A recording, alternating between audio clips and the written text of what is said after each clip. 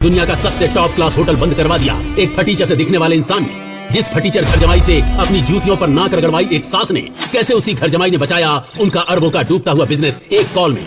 जिस सड़क पति का चेहरा भी देखना पसंद नहीं करती थी उसकी बीवी, कैसे उसने गिफ्ट किया दुनिया का इकलौता डायमंड लैपटॉप अपनी बीवी को। जो फटीचर घर जमाई चाय तक उधारी के पैसों पर पीता था, क्यों उसका बैंक अकाउंट देख छूट गए सबके पसीने। अरे फटीचर, ये 7 स्टार होटल है, कोई ढाबा नहीं। ये मुंह उठाकर चले आए, अंदर कहाँ चला जा रहा है? भाई साहब मेरा यकीन कीजिए, अंदर मेरी मीटिंग है आधे घंटे में। तेरे कपड़े फटे हुए, चप्पल में छेद हो रखा है और तू कह रहा है कि आधे घंटे में तेरी मीटिंग है यहाँ। अरे कभी सपने में भी देखा है ऐसा आलीशान होटल? झूठ बोले जा रहा है, चल भाग यहाँ से। मेरे यकीन करो, मेरा अंदर जाना बहुत जरूरी है। मेरी रूम की भी मेरे मैनेजर के पास है अंदर। अबे चल जा यहाँ से, वरना मार मार के मोर बना दूंगा, समझा? शिवम 7 स्टार होटल के अंदर घुसने के लिए एड़ी तक का जोर लगा चुका था, मगर उसके हुलिये को देखकर वहां मौजूद सिक्योरिटी गार्ड ने उसे अंदर घुसने नहीं दिया। तभी शिवम की पत्नी दृष्टि, जो शहर के सबसे अमीर खानदान से बिलोंग करती थी, शिवम और दृष्टि सिर्फ नाम के पति पत्नी थे, क्योंकि उनकी शादी दृष्टि के दादाजी ने जबरदस्ती करवाई थी। जिसके बाद शिवम इनके घर में एक नौकर और घर जमाई बनकर रहने लगा। दृष्टि मेरा अर्जेंट अंदर जाना बहुत जरूरी है। मेरा रूम भी बुक है, बस तुम मेरी एंट्री करवा दो इन्हें बोलकर, क्योंकि ये मुझे अंदर नहीं जाने दे रहे। शिवम दृष्टि से गिड़गिड़ाते हुए रिक्वेस्ट करने लगा, मानो जैसे उसे बहुत बड़ी इमरजेंसी हो और उस होटल में जाना उसके लिए वाकई बहुत जरूरी हो। पर शिवम, जो एक छोले कुलचे बेचने वाला मामूली सा लड़का है, अनाथ है, उसका इस होटल में क्या काम? तभी दृष्टि के साथ आया उसका बिजनेस पार्टनर अंगद दृष्टि से कहता है, दृष्टि, ये कौन गरीब बदतमीज आदमी है? अरे इसे 50 रुपए दो और भगाओ यहाँ से। मिस्टर तमीज से, मैं कोई 11 आदमी नहीं बल्कि दृष्टि का हस्बैंड हूँ। शिवम की ये बात सुनकर दृष्टि के साथ खड़े अंगद के होश उड़ गए। उसे क्या, बल्कि पूरे शहर को जरा भी अंदाजा नहीं था कि दृष्टि शादीशुदा है। तभी अंगद ने दृष्टि को देखा और पूछा, ये क्या कह रहा है दृष्टि? ये तुम्हारा पति है? अंगद का ये सवाल सुनते ही दृष्टि कुछ सेकंड के लिए ब्लैंक हो गई, लेकिन फिर उसने बड़ी हिम्मत करके कहा, क्या अंगद, तुम्हें सच में लगता है ये गरीब भिखारी मेरा हस्बैंड होगा? ये तो कोई चंदा मांगने वाला सड़क छाप आदमी है, मेरा पति नहीं। इतना सुनते ही शिवम को जोर का धक्का लगा, उसका दिल पिघल गया था। वो कुछ कहने ही वाला था कि अंगद बड़ी बदतमीजी के साथ शिवम पर चिल्ला दिया, इससे पहले कि मैं तुझे मार मार कर यहाँ से भगाऊं, अपने आप यहाँ से चला जा, समझा? शिवम अपनी किस्मत पर अंदर ही अंदर रोने लगा। वो वहाँ से निकलने ही वाला था कि तभी अचानक कार होटल के बाहर आकर रुकती है, जिसमें से शहर के बड़े बिजनेसमैन नितिन रायजादा निकलते हैं और उनकी नजर सीधे शिवम पर पड़ती है और वो शिवम को देखते ही उसकी ओर दौड़े चले जाते हैं। मिस्टर शिवम, आप? सर, आपने मुझे पहचाना नहीं? मिस्टर रायजादा को कौन नहीं जानता था। दृष्टि उन्हें देखते ही पहचान गई थी, पर उन्हें शिवम से बात करता देख दृष्टि और अंगद दोनों के होश उड़ गए। दृष्टि, ये मिस्टर रायजादा जैसा बड़ा आदमी शिवम से क्या बात कर रहा है और वो इसे जानता कैसे है? वही तो मुझे भी समझ नहीं आ रहा है, 5000 करोड़ की कंपनी के मालिक को कैसे जानता है? जरूर ये मिस्टर रायजादा का ड्राइवर होगा। काफी देर बात करने के बाद शिवम मिस्टर रायजादा से कुछ इशारे में कहता है और मिस्टर रायजादा तुरंत किसी को कॉल लगाते हैं और शिवम की उस 7 स्टार होटल में एंट्री करवा देते हैं। वो देखो, इस भिखमंगे ने मिस्टर रायजादा से भीख मांगकर होटल में एंट्री ले ली है। पता नहीं अंदर जाकर क्या करेगा। तभी दृष्टि भागते हुए मिस्टर रायजादा के पास जाकर पूछने लगी, हेलो मिस्टर रायजादा, मैं नारिंग ग्रुप ज्वेलर्स की CEO हूँ। बुरा ना माने तो मैं पूछ सकती हूँ, क्या आप उस भिखारी को कैसे जानते हैं जो अभी अभी आपके पास खड़ा था? भिखारी? You mean mister Shivam? Are you kidding? आप मिस्टर शिवम को भिखारी कह रही हैं? मैडम, लगता है आप मार्केट में काफी नई हैं, वरना ऐसे सवाल नहीं पूछती।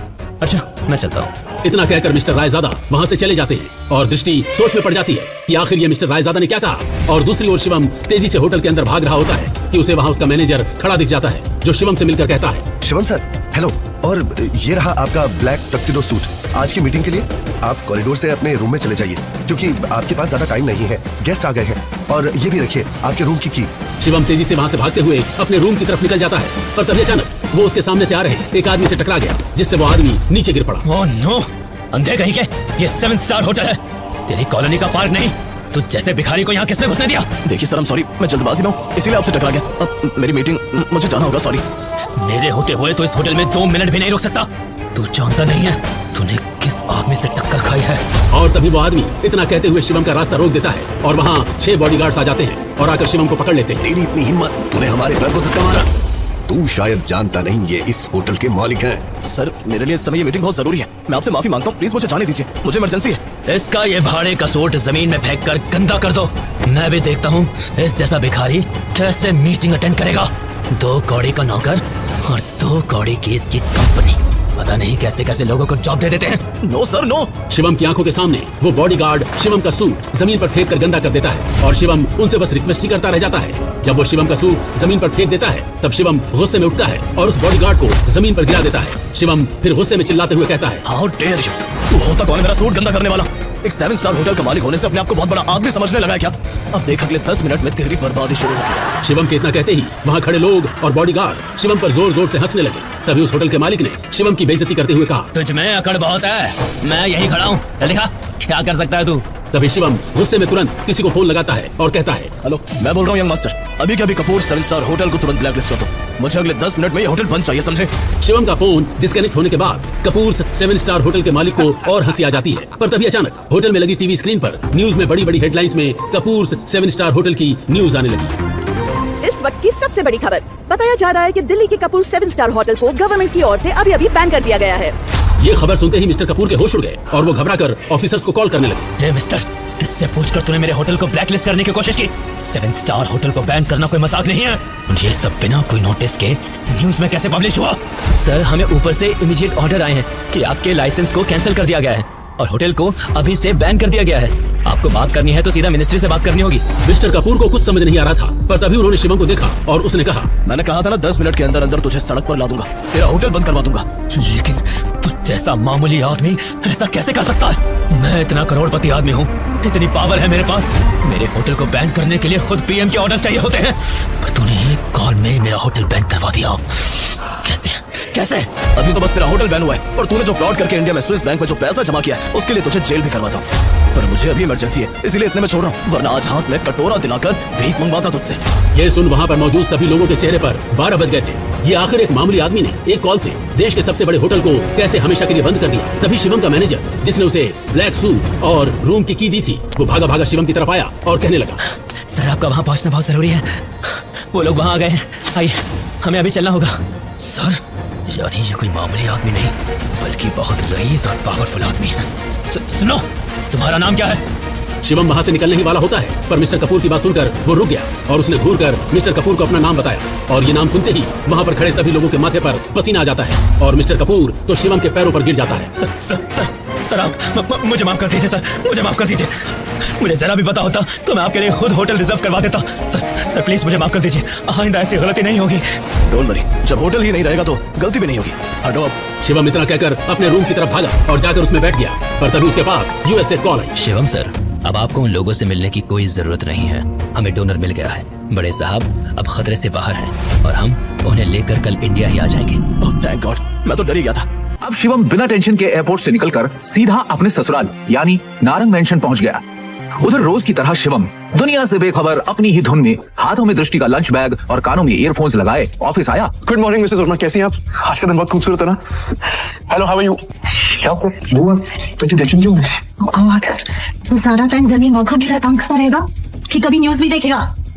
इतने बड़े बिजनेसमैन का दामाद है और तुझे बिल्कुल खबर नहीं बिजनेस की। सर क्या हुआ कि मुझे मालूम नहीं है। सरकारी टेंडर्स ना मिलने से नारंग इंडस्ट्रीज को बड़ा झटका। वेंटिलेटर पे चल रही नारंग इंडस्ट्रीज को इस 200 करोड़ के टेंडर से बहुत उम्मीदें थी, लेकिन ये टेंडर चला गया कपूर इंडस्ट्रीज के पास।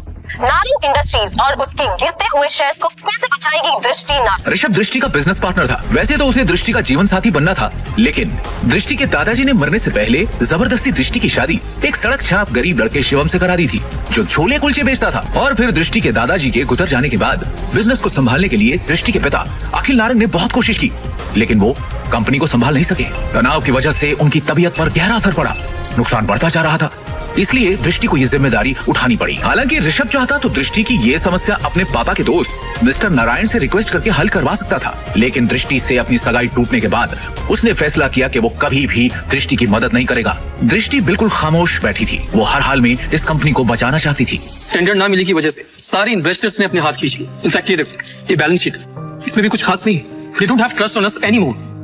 अगर ऐसा ही चलता रहा ना तो हमारी कंपनी दिवाला हो जाएगा। नहीं, no. This cannot happen. I can't let this happen. ये कंपनी सिर्फ कंपनी नहीं है। दादाजी ने खून पसीने की मेहनत से नारंग ग्रुप ऑफ कंपनीज को खड़ा किया था और इसका परचम सिर्फ हमारे देश में नहीं बल्कि विदेश में भी लहरा रहा है। बहुत मेहनत से दादाजी ने इसे कामयाब बनाया है। हमारी एक गलती की वजह से या कुछ ना कर पाने की वजह से मैं दादाजी की पूरी मेहनत को मिट्टी में मिलने नहीं दे सकती। We have to do something. I can't lose this company. This is not the option. आप सब प्लीज कुछ कीजिए। आपको तो कोई आइडिया होगा ना, कोई सोल्यूशन होगा। Somebody just find a way. दृष्टि बेटा, तुम्हारे दादाजी के टाइम से हमारे कुछ वफादार एसोसिएट्स थे जिनके साथ हम बिजनेस करते थे, लेकिन उनके निधन के बाद ऋषभ के निर्देश पर हमने उनके साथ डील करना बंद कर दिया। अगर तुम कहो तो मुझसे मर्जर की बात की जाए? राजा काका दैट्स नॉट एन ऑप्शन है, और वैसे भी आज की खबर सुन के मुझे नहीं लगता कोई हमारे साथ मर्जर करेगा। Mohit, let's look at other options. Meanwhile what can we do? Raja Mouli उर्फ राजा काका दृष्टि के दादाजी के पुराने वफादार थे, लेकिन आज वो सिर्फ नाम के कंपनी एडवाइजर थे। नारंग इंडस्ट्रीज और